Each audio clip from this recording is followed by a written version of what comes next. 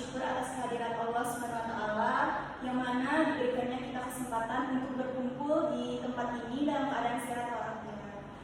Sebelumnya pasti belum kenal saya kan?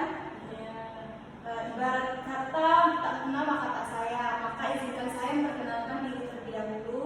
Perkenalkan, saya Siti Sandra dari Fakultas Pertanian, jurusan Teknologi Hasil Perikanan, Universitas Sriwijaya. Baik, sebelumnya saya ingin memberikan sebuah pantun nih. Cuci tangan sebelum makan. Itu tanda hidup yang sehat. Mari bahas sanitasi dan kebersihan agar lingkungan makin selamat. Baik ibu-ibu, di sini saya berdiri untuk memberikan penyuluhan mengenai materi apa itu sanitasi dan hygiene serta keterkaitannya dengan komunikasi verbal dan non-verbal. Sebuah penyuluhan kepada ibu-ibu bagaimana sanitasi dan hygiene itu penting bagi kesehatan, apalagi ibu-ibu ini UMKM kan Bu, yang pastinya sangat-sangat bergantung kepada sanitasi dan hygiene. Sebelum itu, apakah ibu sudah tahu apa itu sanitasi dan hygiene? Belum. Baik. Di sini ada brosur di mana sanitasi dan hygiene ini, di mana sanitasi itu ialah upaya menjaga sebuah kebersihan lingkungan, yaitu kebersihan dari luar maksudnya. Nah, contohnya itu ada air. Seperti yang kita ketahui kan, kualitas air di sini kan tidak sebagian itu bersih kan Bu. Ada juga yang keruh. Nah, jadi itu tuh sangat-sangat mempengaruhi sanitasinya. Terus ada juga limbah, terus dan makanan. Nah, sanitasi ini tuh penting agar tidak menjadi sumber penyakit. Selanjutnya itu ada hygiene, di mana hygiene ini ialah kebersihan dalam diri ibu atau kebersihan dari dalam diri. Seperti contohnya itu kebersihan kuku dalam membuat pempek. Itu membuat pempek kan Bu. Nah, itu harus mengutamakan kebersihan.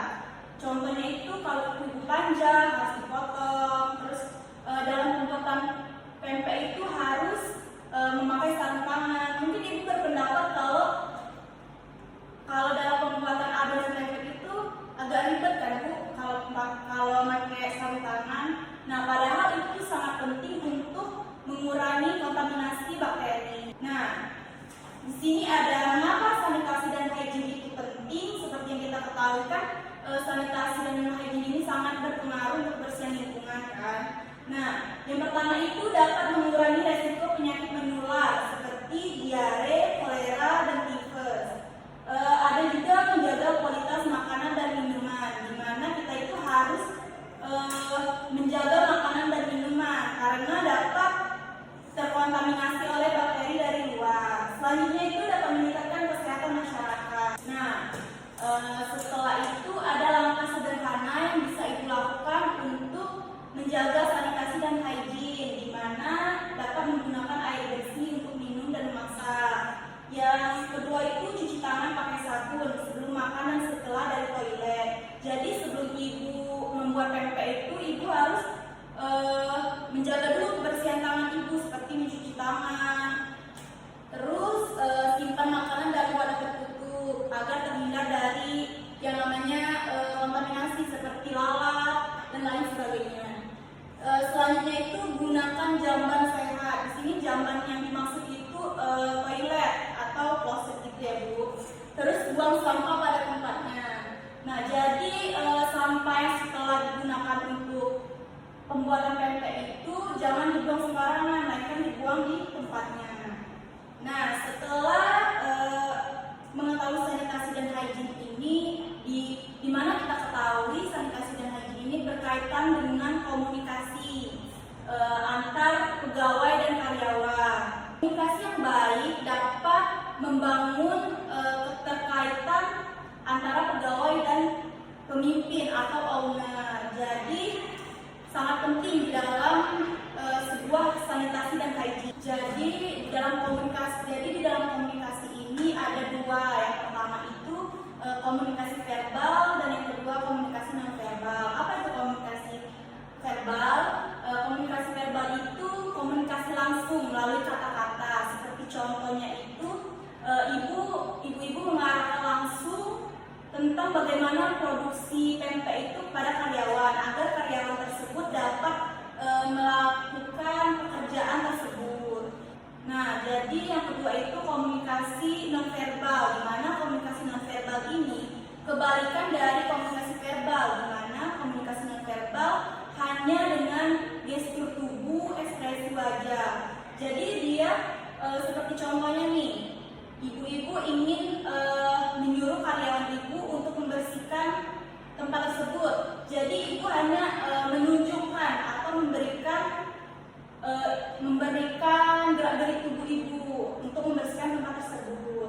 Jadi ibu, sanitasi dan hygiene itu tidak hanya tentang kebersihan lingkungan atau kebersihan fisik, melainkan bagaimana cara berkomunikasi dengan baik antara pekerja dan pekerja lainnya, sehingga dapat menimbulkan komunikasi yang baik dan dapat menjalankan standar operasional yang baik.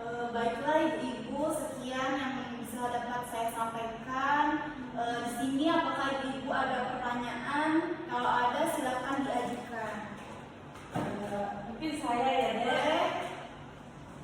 Jadi bagaimana Dek cara menjaga hubungan antara saya sebagai bos dengan karyawan saya? Soalnya sudah beberapa kali saya menerima karyawan itu, tapi mudah sekali tersinggung gitu. Apakah saya harus melakukan seleksi atau gimana? Gimana itu cara menjaga hubungan antara saya sebagai bos dan karyawan saya itu? Oke, pertanyaannya itu sangat bagus ya Bu. Jadi ibu dapat menggunakan bahasa yang halus dan sopan, seperti tidak berkata kasar, atau ibu dapat menggantikan dengan penggunaan kata-kata yang sopan agar tidak tersinggung. Nah, selanjutnya itu ibu dapat melakukan pendekatan secara personal, di mana ibu dapat pada saat penyampaiannya itu ibu menggunakan nama, jadi mereka merasa lebih dekat itu. Apakah ada yang ingin lagi? Oke, baik ibu. Mengapa ya komunikasi nonverbal itu penting banget untuk menjaga hubungan kerja yang baik antara karyawan dengan atasan.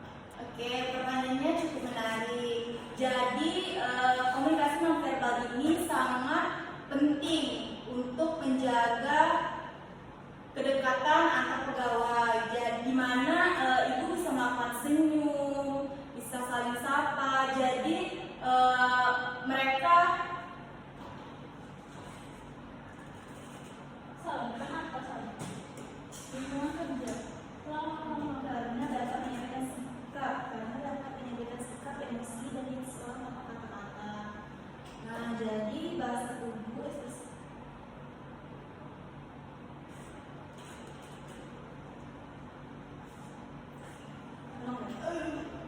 Oke, apakah ada pertanyaan lagi? Silakan Bu.